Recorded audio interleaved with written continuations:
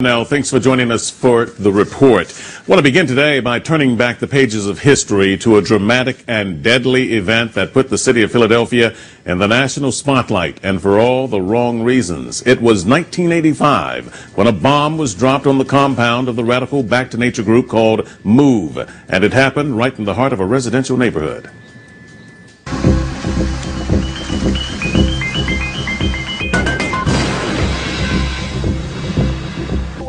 11 people, including 5 children, were killed and 61 homes, an entire city block, destroyed from that incident. That was 23 years ago, but for many, the firestorm of this controversy is still burning today. To understand what happened in May of 1985, you have to actually go back 7 years prior to that, when MOVE was involved in an altercation resulting in the death of a Philadelphia police officer. 9 members of the group were tried and convicted and sentenced to 30 to 100 years in prison. Well, last month they had their first parole hearing, and they were denied. Ramona Africa is a member of the MOVE organization and was in the house when the bomb was dropped back in 1985, and she's upset now over the parole procedure that still has her family members locked up some 30 years later. Ramona, thanks for being a part of the program. Thanks for the opportunity to inform your audience about what's going on here. Well, what I want to do is try and cover as much ground as we can in the time that we have. Let's begin by saying that in 1985, the bomb was dropped on Philadelphia, as we showed, and dropped on the MOVE compound. But tell me what happened, in your opinion, in the incident in 1978 that resulted in the death of a police officer. Well, what happened is, because MOVE tells the truth and speaks out about the injustices and racism in this system and could not be stopped, could not be bought off, could not be beat into submission, the government just basically decided that they needed to exterminate MOVE.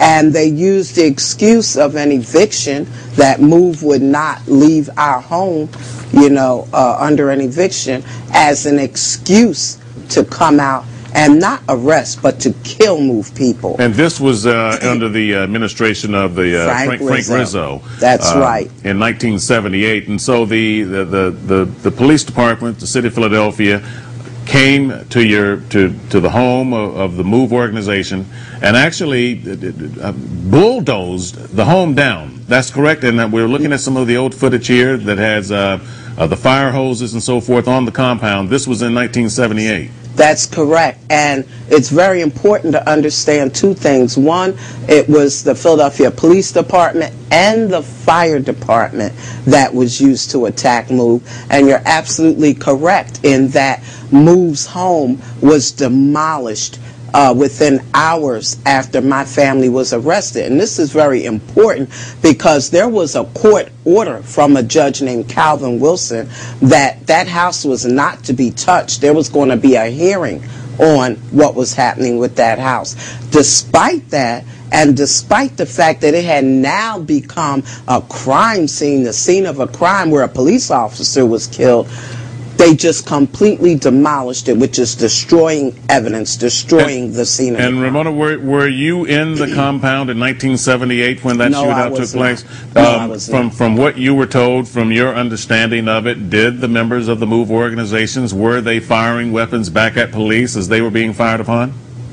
Not to my knowledge, but to me, that's not even an issue. People question whether MOVE had guns, whether MOVE was shooting, but understand, we were in our home, minding our business, when hundreds of cops and firefighters and federal agents attacked us, came out to our home. We didn't go to their home. Right. They came out to our home attacking us. Ramona, I want to read a statement for you from the Fraternal Order of Police and just get your response to this. Just follow along with me here, because we did ask them for their side of this story. And this statement comes from Michael Lutz, who's the Vice President of the Philadelphia Fraternal Order of Police. He says, "My memory of the MOVE shootout on August 8th, 1978 was unforgettable.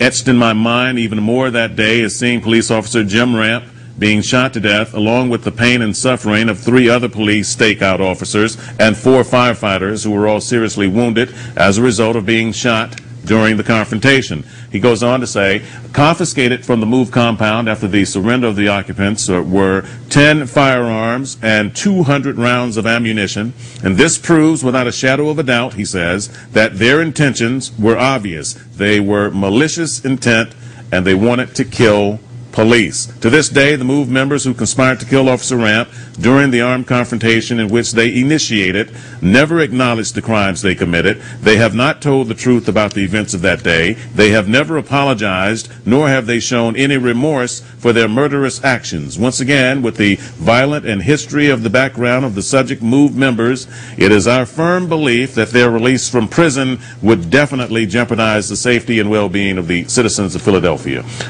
Your response to that? Oh gosh, where do I start? First and foremost, remorse, taking responsibility.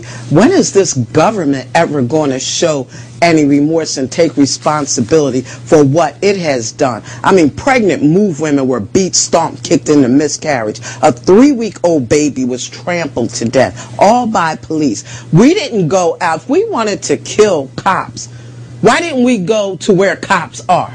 We didn't go to their homes, to their police stations or anything. They came out to our home armed for war. Cops testified that they emptied their guns into the basement of our home where they heard babies crying. They couldn't see too good because of the tear gas and it was dark. They emptied their guns, refilled them, and emptied them again in corners where they heard babies crying. What was MOVE even being arrested for? Why were they out there? For an eviction? And this is what they do, but they want MOVE to talk about remorse and right that there, we and killed Ramona, Let me just make one more point. Because I the want to talk judge about who presided over that trial, at the end of that trial, at the end of them presenting all their evidence, said he didn't have the faintest idea who killed James now let's get to the issue of remorse, because again, 30 years later, the first parole hearing for the MOVE 9, as it was called, as the group was called, the MOVE 9, the ones who were sent to prison, sentenced to 30 to 100 years. The first parole hearing, some 30 years later, just passed, and they were denied. And you say part of the reason they were denied is because they still don't show remorse. You say they don't show remorse because they're not guilty. Absolutely. Yes, they had their first parole hearing after 30 years, on their minimum of 30 years.